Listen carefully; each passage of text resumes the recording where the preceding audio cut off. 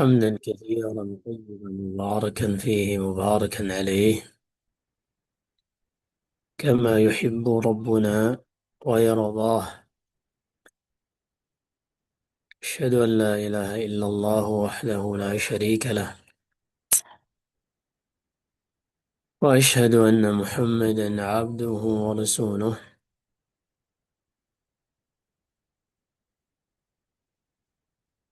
صلى الله وسلم وبارك عليه وعلى آله وأصحابه ومن تبعهم بإحسان إلى يوم الدين.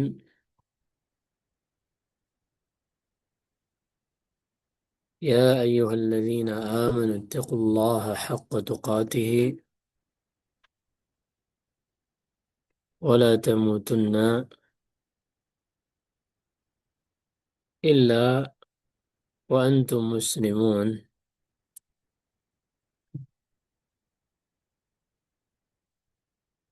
ثم أما بعد،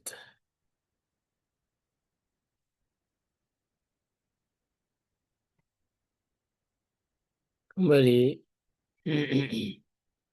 kita berjumpa di majelis online dalam rangka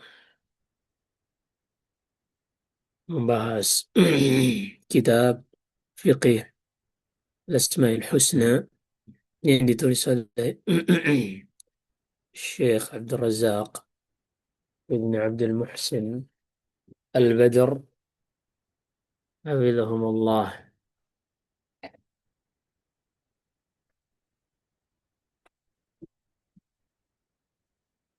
Kita akan lanjutkan untuk membahas dan mempelajari nama Allah Subhanahu wa taala yang berikutnya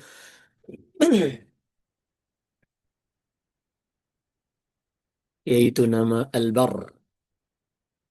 قال المؤلف حفظه الله: وقد ورد في القرآن الكريم في موضع واحد وهو قوله. Nama Al-Barr disebutkan di dalam Al-Quran hanya pada satu tempat, yaitu pada firman Allah Subhanahu wa taala di dalam surat At-Tur, "Inna kunna min qablu nad'uuh innahu huwal barrur rahim."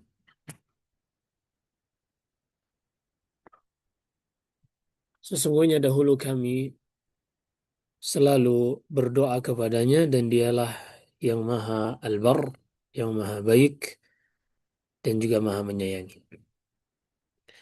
Wa ma'nahu ay alladhi syamila al-kainati bi asriha bi birrihi wa mannihi wa ata'ih.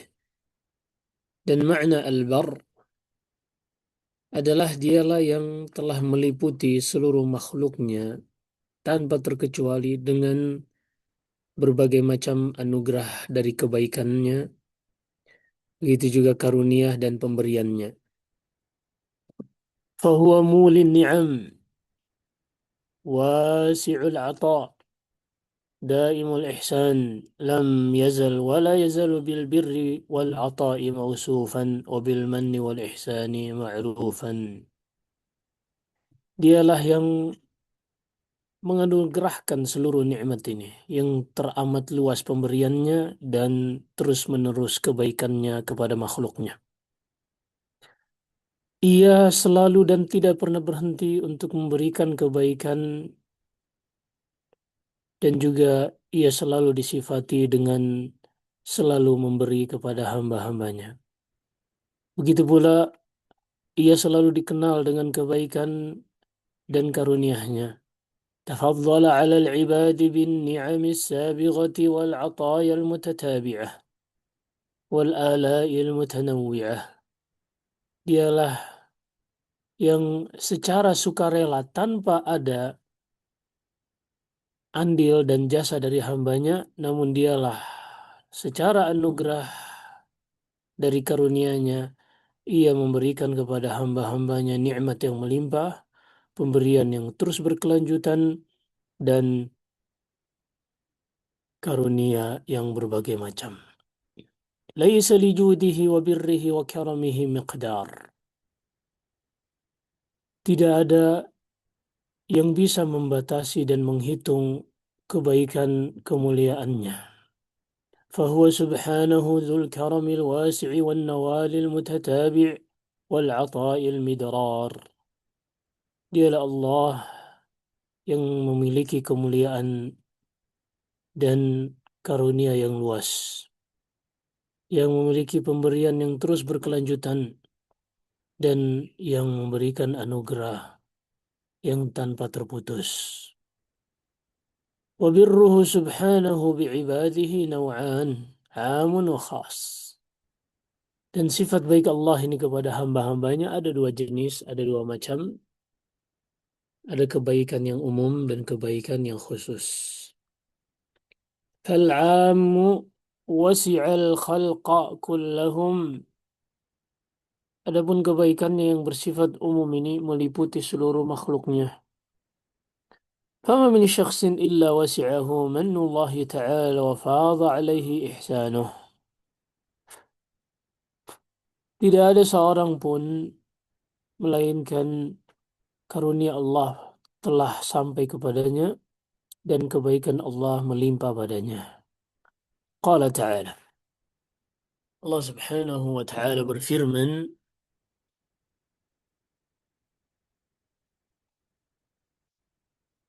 "Walaqad karramna bani Adam wa hamalnahum fil barri wal bahr wa razaqnahum min at-tayyibat wa faddalnahum ala kathirin mimman khalaqna tafdila." Sungguh kami telah muliakan keturunan Adam. Kami menjadikan bagi mereka daratan dan lautan tempat yang bisa mereka tempuh, dan kami anugerahkan kepada mereka dari berbagai macam hal-hal yang baik, dan kami muliakan mereka lebih di atas makhluk-makhluk yang lain. وهذا التكريم يدخل فيه خلق الإنسان على هذه الهيئة الحسنة والصورة الجميلة والقامة الطيبة. Kemuliaan yang Allah berikan ini mencakup penciptaan manusia dengan tubuh yang indah, dengan paras yang cantik, dan juga dengan postur yang baik. وجعله سميعا بصيرا وفؤادا وجعل له سمعا وبصرا وفؤادا. Kemudian Allah berikan nikmat yang lain berupa pendengaran, penglihatan, dan juga hati dan akal. وجعله يمشي قائما منتصبا على رجليه. Kemudian Allah jadikan manusia ini makhluk yang berdiri tegap dan berjalan di atas kedua kakinya. ويأكل بيده. Dan ia makan dengan tangannya. وغيره من الحيوانات يمشي على أربع. Sementara hewan-hewan atau makhluk hidup lain selain manusia ada di antaranya yang berjalan dengan 4 kaki. Ada yang makan langsung dengan mulutnya,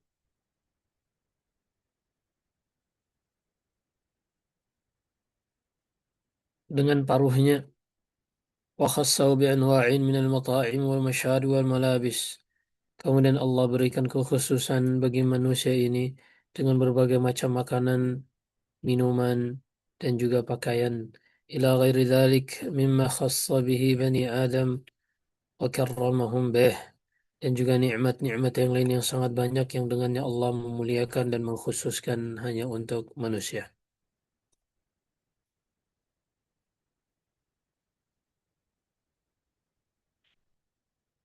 Wal khas, adapun bar, kebaikan yang khusus ini,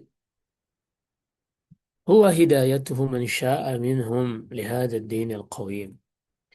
Yaitu nikmat berupa hidayah, bimbingan siapa saja yang ia kehendaki dari manusia untuk bisa berjalan di atas agama yang lurus ini. Wa taufiquhum li ta'ati rabbil alamin. Dan juga taufik, ilham dari Allah sehingga mereka bisa melakukan ketaatan kepada Allah Rabbul Alamin. ونيل ما يترتب على ذلك من السعادة في الدنيا والآخرة. Begitu juga anugerah dari Allah sehingga mereka bisa mendapatkan balasan dari apa yang mereka jalani dalam agama ini untuk mendapatkan kebahagiaan di dunia dan terlebih di akhirat. Kama qala ta'ala innal abrara lafi na'im. Sebagaimana Allah berfirman sesungguhnya orang-orang yang melakukan ketaatan itu berada di dalam kenikmatan. Ai fi durihimus thalathah. Kenikmatan pada kehidupan mereka yang tiga tahapan, yaitu kehidupan di dunia mereka akan mendapatkan kenikmatan, kehidupan di barzakh dalam kubur mereka mendapatkan kenikmatan, dan juga kehidupan di hari kiamat kelak mereka akan mendapatkan kenikmatan. Wa tafasilu birrihi bi'ibadihi wa asfiyaihi amrun la yumkinu hasruhu wa la sabila ila istiqsa'ih. Dan merinci kebaikannya kepada hamba-hambanya dan juga wali-walinya secara khusus adalah perkara yang sangat mustahil untuk bisa kita sebutkan secara keseluruhan dan tidak mungkin untuk kita menghitungnya secara detail. فمن بره بهم أنه تبارك وتعالى يريد بهم اليسر. Di antara bentuk kebaikan Allah kepada hamba-hambanya adalah Allah selalu menginginkan bagi hamba-hambanya ini kemudahan. Wala yuridu bihimul usur. Dan Allah tidak menginginkan kesusahan yang membelenggu mereka. Yataqabbal minhumul qalila minal amal wa yuthibu alaihi thawab al-kathir. Allah menerima amalan yang sederhana dari hamba-hambanya dan membalasnya dengan pahala yang besar. Wa ya'fu an kathirin min sayyi'atihim. Dan Allah Subhanahu wa taala memaafkan banyak dari kesalahan-kesalahan yang telah mereka lakukan. Wala yu'akhidhuhum bi jami'i janayatihim. Dan mereka tidak dihukum dengan seluruh perbuatan dosa mereka. Wa yajzihim bil hasanati asyra amthaliha. Allah membalas setiap satu kebaikan dengan 10 kali lipat pahala. Wa yudha'ifu liman yasha. Dan dia melipat gandakan bagi siapa saja yang dia kehendaki. Wala yajzi bis-sayyi'ati illa mithlaha. Dan Allah tidaklah membalas keburukan kecuali dengan semisalnya saja. Wa yaktubu lahum alham bil hasanah. Dan Allah mencatatkan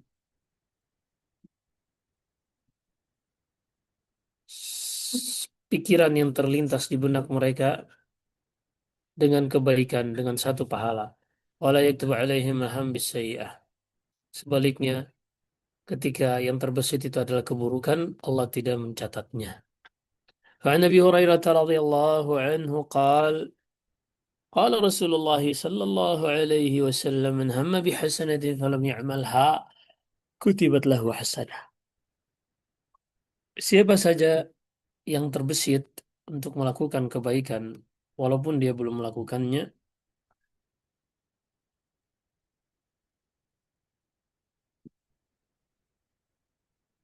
maka Allah Subhanahu wa taala akan mencatatkan baginya satu pahala kebaikan.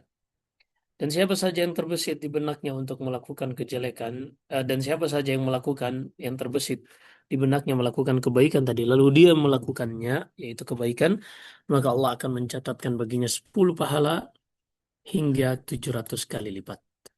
Dan siapa saja yang terbesit di benaknya melakukan dosa, kesalahan, Allah tidak, namun dia belum melakukannya, Allah tidak akan mencatatkan dosa baginya. Jika dia mengamalkannya, dosa tadi, maka hanya tercatat baginya satu dosa saja.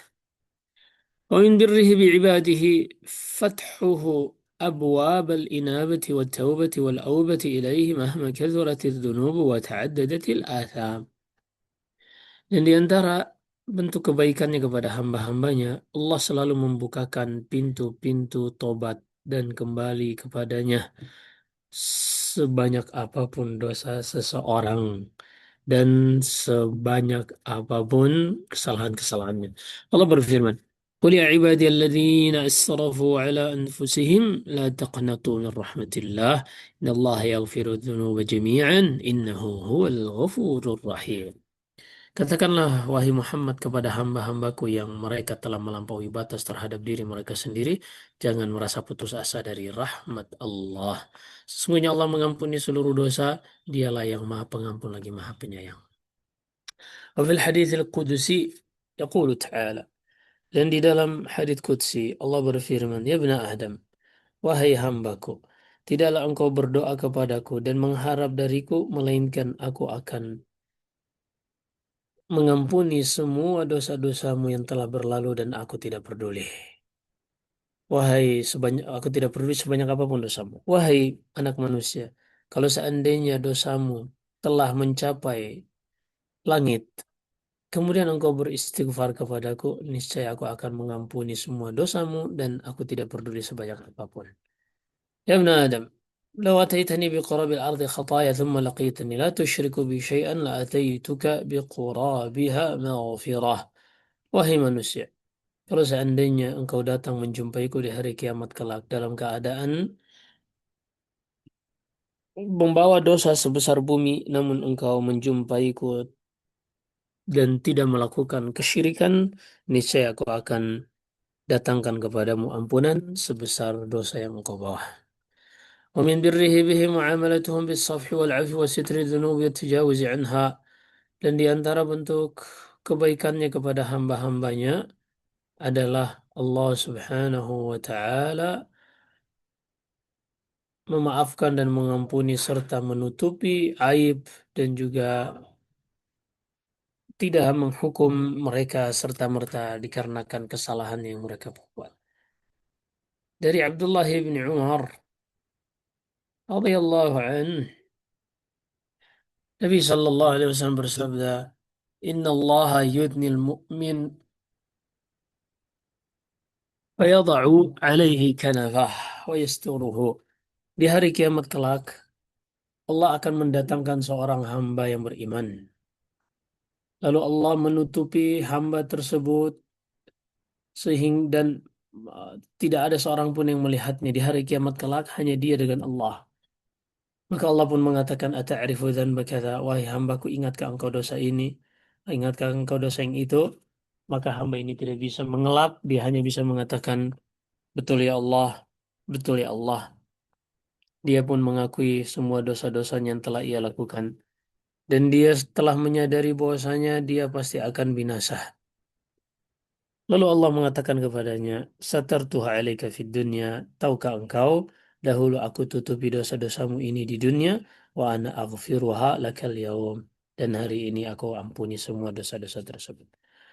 Fayu'ta kitabu hasanatih. Maka hamba tersebut pun diberikan kitab catatan kebaikannya. وأما الكافر والمنافق فيقول الأشهاد هؤلاء الذين كذبوا على ربهم ألا لعنة الله على الظالمين.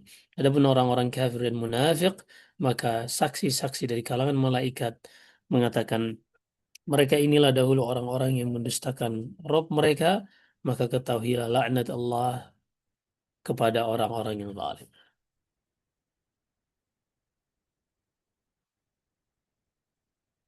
Kemudian kata penulis hafizahullah,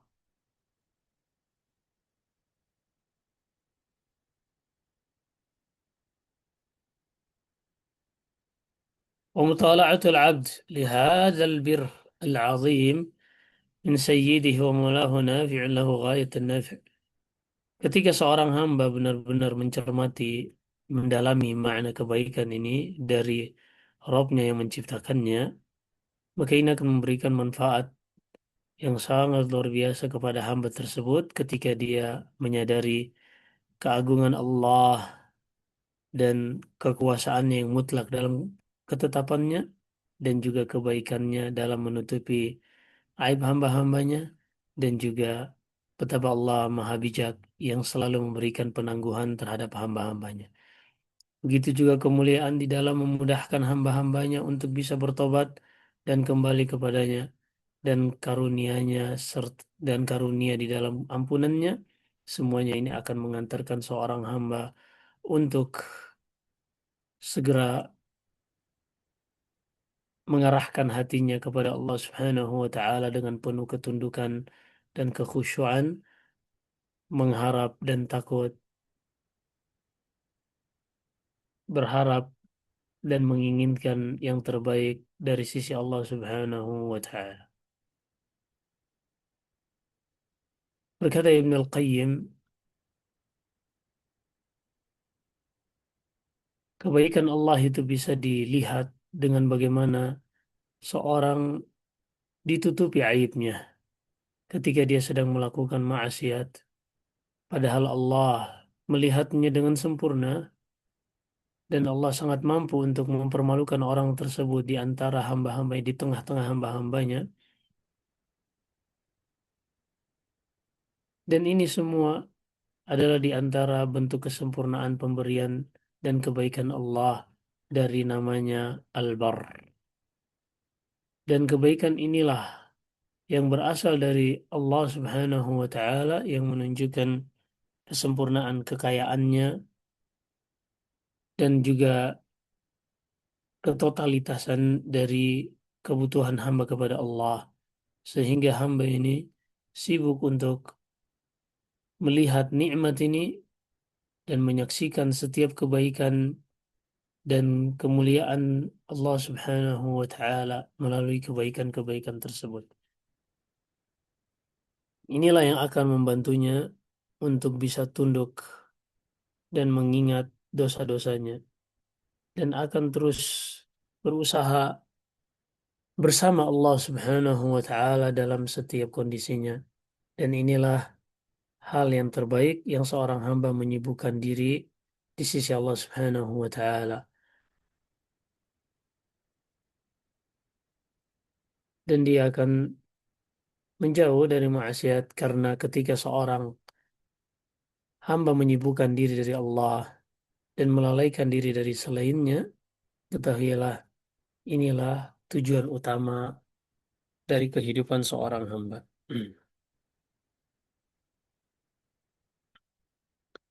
ومما نبه عليه رحمه الله, di antara yang diingatkan oleh Ibn Al-Qayyim adalah perkara yang sangat banyak orang-orang yang bertobat namun lalai darinya. Yaitu mereka menyibukkan diri dengan memohon ampunan dari dosa-dosa besar yang telah mereka lakukan dengan sangat banyak, namun mereka lupa untuk mengingat luasnya rahmat Allah dan betapa besarnya kebaikannya dan juga betapa mengalir setiap kemuliaan yang ia berikan kepada hamba-hambanya. Dan di antara yang menunjukkan agungnya kebaikan Allah kepada hamba-hambanya adalah ketika Allah sangat gembira dengan tobatnya seorang hamba. Di dalam Sahih Muslim dari hadits Anas bin Malik, Nabi SAW mengatakan, "Lallahu ashaddu farahan min taubati abdihi hina yatub." Allah itu lebih senang ketika seorang hamba bertobat dibandingkan ketika salah seorang di antara kalian mungkin berada dalam satu tunggangan hewan berjalan di tengah padang pasir, di kemudian hewan tunggangannya tersebut lari menjauh darinya, padahal di atas punggung hewan itulah makanan dan minumannya. Di tengah padang pasir itu pun yang sangat terik, kehausan, kelaparan, dia sudah pasrah akan mati, lalu mendatangi sebuah pohon sekadar berteduh sejenak, lalu ia berbaring di bawah naungan pohon tersebut dalam keadaan telah putus asa dan menantikan kematian. Ketika kondisi putus asa itu hampir menyelimuti hati orang ini, tiba-tiba hewan tunggangannya tadi berdiri di sampingnya dan ia pun segera mengambil kekang hewan tunggangannya tadi dan mengatakan suatu ucapan, namun karena terlalu senang ia sampai keliru dalam mengucapkannya, ucapan syukur, Allahumma anta abdi wa ana rabbuk. Ya Allah, engkaulah hambaku dan aku Tuhanmu. Kata Nabi SAW, orang ini keliru mengucapkannya dikarenakan kesenangannya yang terlalu berlebihan. Walihadal farah sya'nun. Kebahagiaan ini adalah sesuatu yang sangat berharga. Tidak pantas bagi seorang hamba untuk melalaikannya dan berpaling darinya. Karena ketika seorang menyadari bahwasanya inilah di antara sebab besar yang bisa memberikan tumaninah di dalam hati seorang hamba dan melahirkan rasa rindu perjumpaan dengan Allah.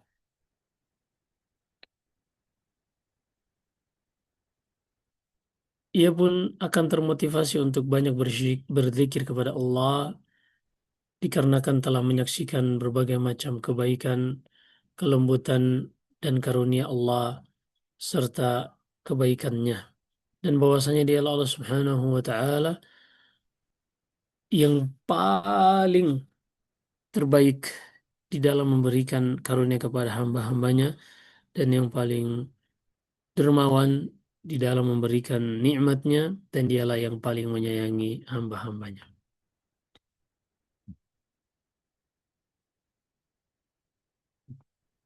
Dan di antara yang perlu diketahui oleh seorang tentang sifat Al-Bar, nama Allah Al-Bar, ketahuilah Allah Subhanahu wa Ta'ala yang Maha Baik ini, ia juga mencintai orang-orang yang berbuat baik. Maka Allah pun mendekatkan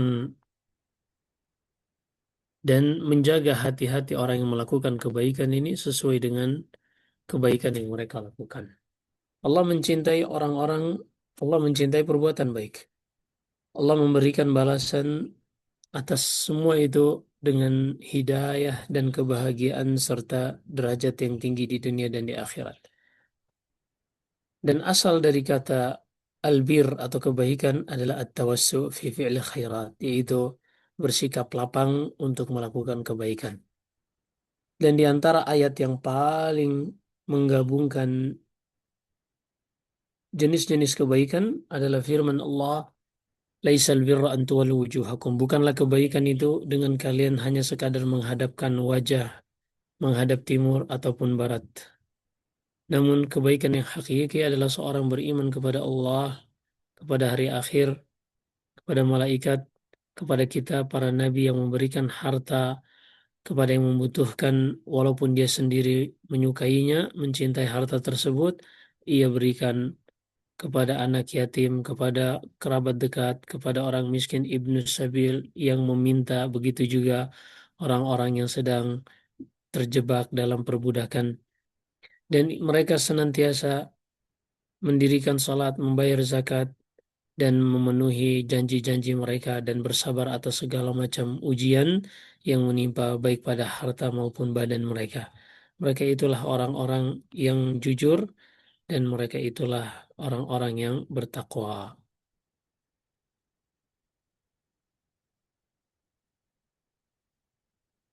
Waqala Allah Ta'ala, dan juga Allah berfirman, kalian tidak akan pernah sampai kepada hakikat kebaikan hingga kalian menginfakkan dari apa yang kalian cintai. Dan tidaklah kalian menginfakkan sesuatu, menyedekahkan sesuatu, melainkan Allah telah mengetahuinya. Berkata Qatadah, seorang tabi'i, kalian tidak akan mendapatkan kebaikan dari Rabb kalian sampai kalian menginfakkan apa yang kalian senangi dan apa yang kalian inginkan dari harta-harta kalian. Alhamdulillahu jami'an rushda anfusina. Semoga Allah Subhanahu wa Ta'ala membimbing kita dan menganugerahkan kepada jiwa-jiwa kita hidayah, petunjuk kepada kebaikan, dan semoga Allah menganugerahkan, memberikan rezeki dari karunia dan kebaikan yang tidak pernah kita sangka-sangka.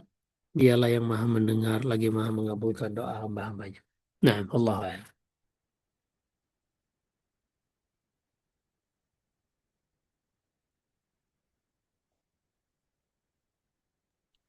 Alhamdulillah, jazakallahu khairan Ustaz atas ilmu penyampaiannya.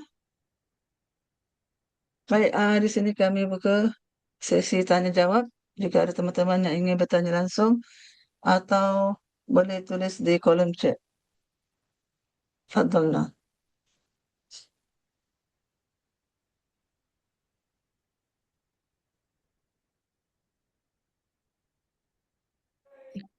Assalamualaikum warahmatullahi wabarakatuh, Ustadz. Wassalam. Eh, Ustadz, ini mohon nasihatnya mungkin di luar tema. Eh, Begini Ustadz, kita kan ada teman dan Masya Allah teman ini dia sangat rajin mendatangi majelis ilmu online Ustadz.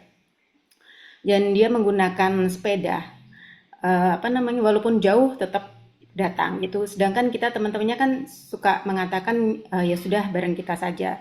Tapi ada teman saya yang mengatakan suaminya tidak mengizinkan gitu. Dan pernah teman ini dijemput sama teman-teman kita tapi sudah siap ternyata sama suaminya tidak mengizinkan. Dan tapi saya kurang tahu ya Ustadz, tapi ketika dia menggunakan sepeda sama suaminya diizinkan atau mungkin suaminya mungkin beranggapan dia hanya pergi ke masjid untuk sholat, sudah apa itu saja saya kurang tahu karena memang kita tidak mengurus itu, tapi intinya kalau tahu kita dia teman saya ini bareng sama kita bareng-bareng misalkan pergi ke majelis ilmu terus kita ajak bareng-bareng itu sama suaminya nggak boleh gitu Ustadz. Pertanyaan saya Ustadz, apakah kita berdosa misalkan kita mengajari teman saya itu ya sudah kamu pergi aja dari rumah pakai sepeda kemudian sepedanya misalkan ditaruh di suatu tempat kemudian kita pergi bareng-bareng. Nah kalau seperti itu apakah kita berdosa Ustadz? Jazakallah khair. Pertama, memang harus diketahui terlebih dahulu motivasi dari suaminya tadi, karena memang sebagai seorang suami, dia punya tanggung jawab untuk melindungi istrinya, baik melindungi fisiknya atau melindungi sirkuit logikanya, mindsetnya, karena tentunya tidak ada seorang pun yang bisa menjamin bahwasanya pertemanan, walaupun itu di suatu majelis, maka itu adalah pertemanan yang benar-benar selamat dari berbagai macam kontaminasi-kontaminasi hedonisme. Jika tujuan suaminya tadi memprotek istrinya untuk memang menjauhkan dia dari mindset yang buruk dan seterusnya, maka yang seperti ini yang dibangun seharusnya adalah komunikasi. Sang istri menyampaikan kepada suaminya bahwasanya teman-teman majelisnya yang menjemputnya adalah orang-orang yang mereka semata-mata hanya mengharapkan kebaikan, sehingga sang suami yang ingin menginginkan kebaikan bagi istrinya pun mungkin akan memaklumi.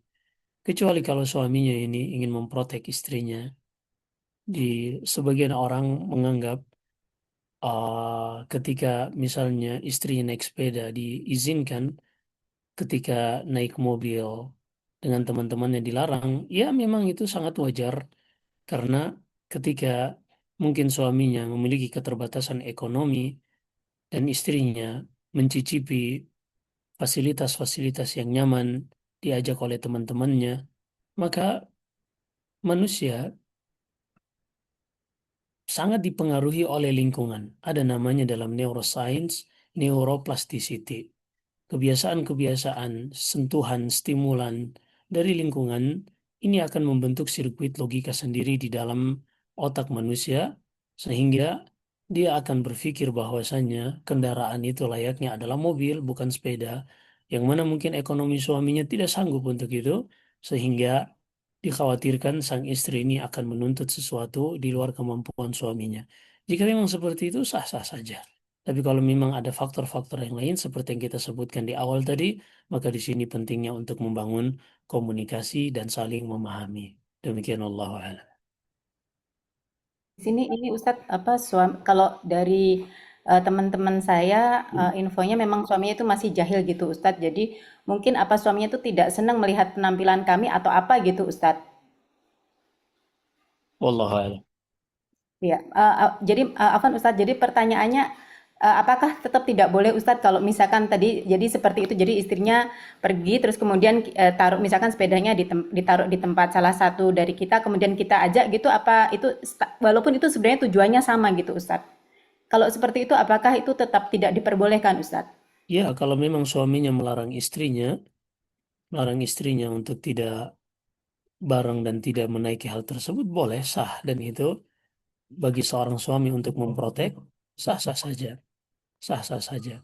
Kecuali kalau misalnya uh, tidak ada larangan, maka mungkin masih bisa cari pembenarannya. Tapi kalau seandainya suaminya melarang untuk menaiki kendaraan tersebut karena memang ingin memprotek istrinya, entah karena keterbatasan dan seterusnya, hukum asalnya sah-sah saja selama tidak melanggar syariat. Justru ketika itu sudah menjadi amanah, istrinya diizinkan untuk berangkat dengan menggunakan sepeda, dilarang naik mobil misalnya, lalu kemudian dia melanggar itu, maka ini bentuk khianat dari amanah dari suaminya. Wallahu a'lam. Masya Allah. Jazakallah khair Ustaz untuk penjelasannya. Baik, Alhamdulillah. Baik Ustaz, Ana izin membaca pertanyaan di kolom chat. Ahsanallahu ilaikum Ustaz. Bagaimana cara untuk memanage hati untuk selalu husnuzon terhadap semua takdir Allah? Kadang kita rasa lebih mudah bersyukur daripada bersabar. Jazakallah khairan. Silakan Ustaz. Nah, Nah, yang membuat kita tidak bisa bersabar adalah ekspektasi yang terlalu tinggi di dalam mindset kita. Kita selalu menyangka semua yang kita inginkan akan kita dapatkan. Dan kita selalu menyangka segala yang buruk tidak akan menimpa kita. Ketika ekspektasi di kepala kita seperti ini, maka setiap realita yang bertentangan, kita pun kecewa dan sulit untuk bersabar. Berbeda dengan rasa syukur, ini sesuai dengan ekspektasi. Ketika seorang mendapatkan nikmat sesuai dengan keinginan jiwanya, maka untuk bersyukur pun mudah. Sehingga di sini yang di-manage sebenarnya kalau seorang mau paham bukan pada besar atau kecilnya ukuran dari sebuah musibah, tapi yang harus di-manage, diperbaiki, diluruskan adalah ekspektasi seseorang terhadap dunia ini dan bahwasanya tidak ada sesuatu pun yang akan merasakan kenyamanan di dunia ini karena kita berada di tempat ujian. Sehingga cara untuk bisa menerima berbagai macam ujian dengan bersabar adalah dengan memanage mindset kita terhadap dunia dengan tidak terlalu menetapkan harapan yang tinggi atau membuat sebuah ekspektasi yang berlebihan. Demikian Allah a'lam. Alhamdulillah. Jazakallahu khairan Ustaz. Semoga dapat difahami oleh penanya. Pertanyaan berikutnya. Assalamualaikum. Assalamualaikum Ustaz. Izin bertanya. Jika ada orang tua yang dulunya sering bermaksiat, tapi sekarang sudah bertaubat dan tak pernah jauh dari majelis ilmu. Namun, sekarang orang tua tersebut diuji anak remajanya sekarang melakukan maksiat-maksiat yang sama dan lebih parah. Apakah berarti itu balasan dari maksiat yang dilakukan orang tuanya dulu dan taubatnya belum diterima? Syukran, jazakallah khair. Silakan Ustaz. Tidak ada korelasi antara dosa yang dilakukan seorang ayah akan atau dosa yang dilakukan seorang anak menjadi indikator bahwasanya tobat ayahnya tidak diterima, nggak ada hal tersebut. Hanya saja ketika dosa yang dilakukan seorang ayah kemudian dilihat oleh anaknya, maka disinilah letak musibahnya. Asasnya Allah berfirman, "Wala taziru waziratun wizar ukhra." Dosa dan kesalahan yang dilakukan seseorang tidak akan ditanggung oleh orang lain. Hanya saja ketika dosa tersebut dilakukan oleh seorang, lalu dilihat dan ditiru, khususnya anak kepada ayahnya, karena secara neuroscience, di dalam kepala anak ini ada yang namanya neuron. Mirror neuron inilah yang membuat anak ini lebih mudah meniru daripada berinovasi sendiri. Sehingga kita saksikan anak-anak akan lebih mudah mengikuti orang di sekitarnya, ayahnya, ibunya, akan mencontoh perilaku ayahnya dan ibunya. Kata Nabi SAW dalam hadits Abu Hurairah di Sahih Bukhari dan Sahih Muslim, "Kullu mauludin yuladu 'ala al-fitrah fa abawahu yuhawwidanihi aw yunassiranihi aw yumajjisanihi." Setiap anak terlahir dalam fitrah, born believers, hanya saja orang tuanya lah yang menjadikannya sebagai Yahudi, Nasrani atau Majusi. Sehingga kalau seandainya anak tersebut tidak pernah melihat ayahnya, dosanya disembunyikan, maka tidak ada konsekuensi dan korelasi antara maksiat yang dilakukan anak ini indikator bahwasanya tobat ayahnya tidak diterima. Kecuali kalau seandainya uh, dosa tersebut anak ini menirunya dari orang tuanya, maka orang tuanya akan mendapatkan saham dari dosanya karena dialah yang telah mengajarkan maksiat tersebut. Dalam Sahih Muslim dari hadis Abu Hurairah, Nabi SAW mengatakan, "Wa man dalla ala syarrin falahu wizruha wa wizru man amila bih." Siapa saja yang mengajarkan kepada keburukan, maka dia akan mendapatkan dosanya dan dosa orang yang mengamalkannya. Demikian Allah a'lam. Baik, alhamdulillah. Syukur Ustaz atas jawabannya. Semoga dapat difahami oleh penanya. Baik, akhwat, apakah ada pertanyaan langsung atau bisa tulis di kolom chat? Baik, Siti Putri, Fadli. Jazakillah khairan, Ukti. Assalamualaikum warahmatullahi wabarakatuh, Ustaz. Assalamualaikum. Assalamualaikum ilaikum, Ustaz. Ustaz, ini Ana udah kesekian kali, Ustaz, dengan saudara Ana ya, sahabat dekat udah dianggap saudara gitu, Ustaz. Jadi beliau ini kebetulan memang single gitu, Ustaz, belum menikah. Dan mempunyai kekhawatiran yang sangat besar terhadap masa depan. Pertama, bagaimana nanti ketika tua. Terus yang kedua, sebenarnya beliau ini pekerjaannya cukup bagus gitu Ustadz ya, memang tergolong yang berpenghasilan di atas rata-rata lah kalau di Indonesia gitu Ustadz. Tapi selalu ketakutan terhadap bagaimana nanti kalau udah pensiun, bagaimana kok tiba-tiba perusahaan tidak mampu lagi menggaji, memecat segala macam. Terus Ana sudah berkali-kali memberikan nasihat bahwa semua itu Allah sudah jamin. Jadi kita nggak perlu khawatir, kita cukup tawakal aja. Tapi bagi beliau itu masih belum cukup gitu Ustadz. Dan qadarullahnya Ustadz sampai beliau ini sebenarnya punya tabungan emas tuh cukup banyak gitu Ustadz.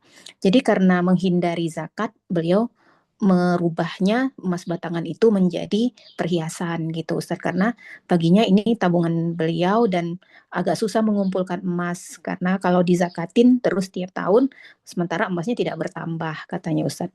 Anak karena kefakiran ilmu jadi ya anak cuma bisa menasihati bahwa janganlah seperti itu, bahwa semua itu udah Allah sudah jamin dan ketika kita berzakat maka kita membersihkan harta.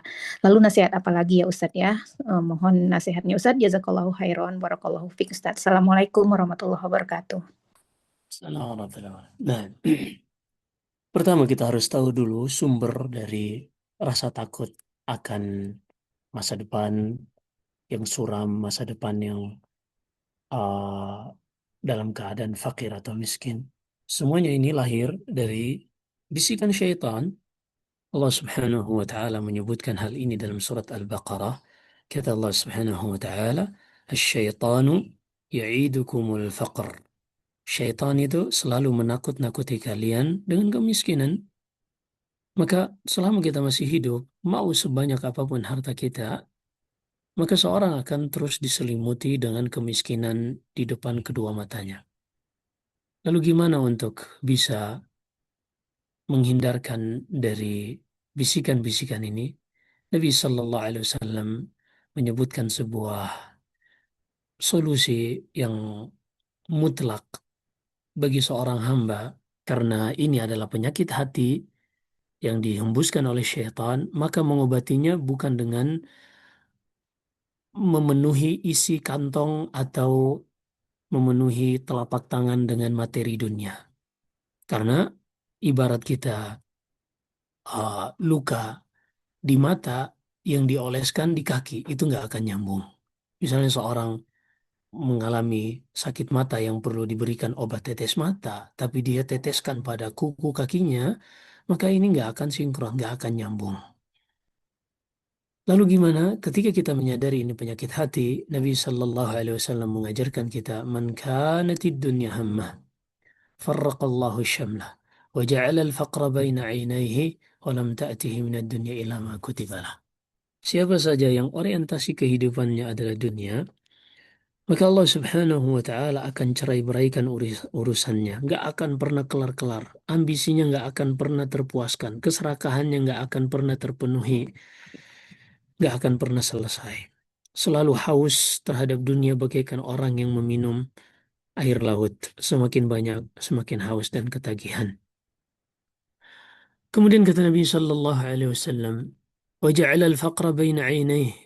Ketika yang dia berusaha isi adalah kantong dan telapak tangannya dengan materi, dengan harta, Allah jadikan kefakiran, ketakutan akan kemiskinan selalu bercokol kuat di dalam hatinya. Padahal tidak akan sampai kepadanya dari perhiasan dunia ini kecuali apa yang telah ditetapkan padanya. Lalu Nabi SAW menyebutkan solusinya. وَمَنْ كَانَتِ الْآخِرَةُ هَمَّهُ جَمَعَ اللَّهُ الشَّمْلَهُ وَجَعَلَ غِنَاهُ فِي قَلْبِهِ وَأَتَتْهُ الدُّنْيا وَهِيَ رَاغِمَةٌ. Siapa saja yang akhirat menjadi orientasi tujuan kehidupannya, maka Allah Subhanahu wa Ta'ala akan isi penuh hatinya dengan rasa cukup. Rasa cukup ini tempatnya di dalam hati, sehingga seminim apapun materi dan fasilitas yang di tangan dimiliki oleh seseorang, dia akan merasa cukup. Karena memang rasa cukup di dalam hatinya. Dan wallahi kami sudah menyaksikan manusia-manusia yang sehari kadang bekerja, ngarit, ngambil rumput di gunung, lalu mereka jual, per ikatnya 25.000, kadang bisa dua ikat, kadang 3 ikat. Dengannya dia bisa makan bersama anak istrinya, kemudian beribadah, tersenyum, tertawa, bercanda sesama mereka, tanpa ada beban utang, tagihan dari fasilitas yang melelahkan, tanpa harus memikirkan maintenance hal-hal yang sangat banyak, tanpa memikirkan asuransi dan seterusnya. Dan manusia-manusia seperti itu. Padahal sebagian orang terkadang mereka makan siang 300.000. Yang high class terkadang sekali makan bisa 7 juta sampai 13 juta. Yang mungkin bagi orang ini gaji setahun. Tapi yang hedon ini, yang gajinya melangit ini, yang makan siangnya sangat luar biasa, tercekik oleh penatnya kehidupan yang mereka menyangka sudah menguasai materi dan fasilitasnya. Tapi orang yang hidup sederhana tadi berada di desa, tenang, walaupun dia tidak mencengkrap sedikit pun, tidak menggenggam sedikit pun dari fasilitas dunia ini. Kata Nabi SAW, "Man kanatil akhiratu hammah." Siapa saja yang menjadikan akhirat sebagai orientasi kehidupannya, tujuan kehidupannya, Allah akan kumpulkan dan mudahkan segala urusannya menjadi sederhana, dan Allah jadikan rasa cukup di dalam hatinya, dan dunia akan datang kepadanya sesuai apa yang sudah ditetapkan untuknya, apa yang dimakan, apa yang dipakai, dan apa yang disedekahkan. Itulah hakikat dari harta manusia. Selebihnya hanyalah perhiasan yang menyilaukan, yang kebanyakannya melalaikan manusia.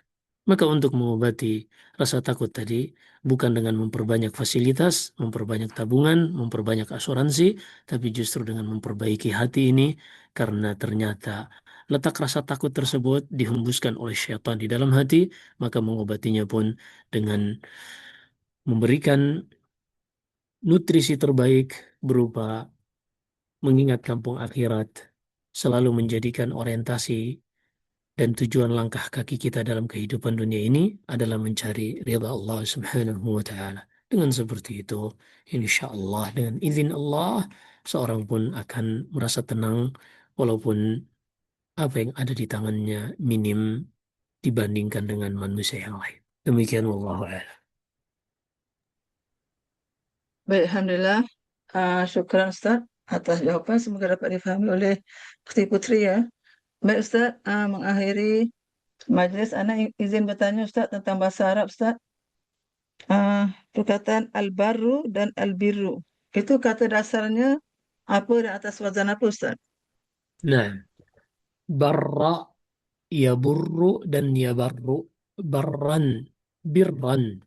Dua-duanya bisa. Adapun bar asalnya adalah barbun, isim fa'il.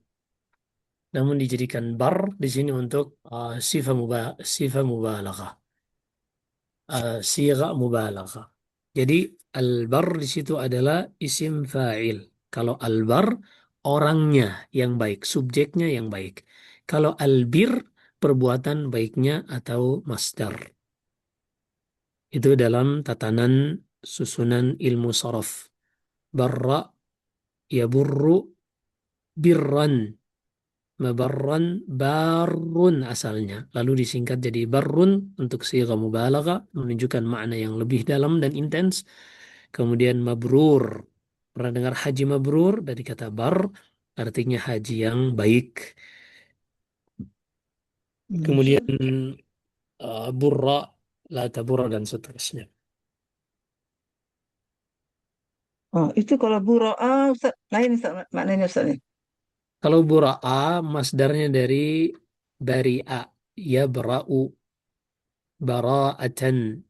Bura'a jama' dari bari atau bara'un. Jama' dari bara'un, bukan dari bar. Jadi di situ rohnya tidak tasydid. Nah, itu bara'atun daripada surah At-Taubah Ustaz ya. Nah. Baik, Ustaz, Alhamdulillah. Jazakallahu khairan atas penjelasan bahasa Arabnya, indahnya bahasa Arab Ustaz. Semoga kami dapat terus mempelajarinya. Baik, akhwat, ana rasa kita cukupkan sampai di sini ya. Dan sesi tanya jawab juga sudah dijawab oleh Ustaz. Baik, Ustaz, mengakhiri majlis kami mohon sedikit tausiah Ustaz. Silakan Ustaz. Nah, barakallahu fikum. Mudah-mudahan majelis kita ini walaupun online benar-benar menjadi salah satu bukti Allah Subhanahu wa taala menginginkan kebaikan bagi kita semua. Karena Nabi SAW bersabda, "Man yuridillahu bihi khairan yufaqihu fid din."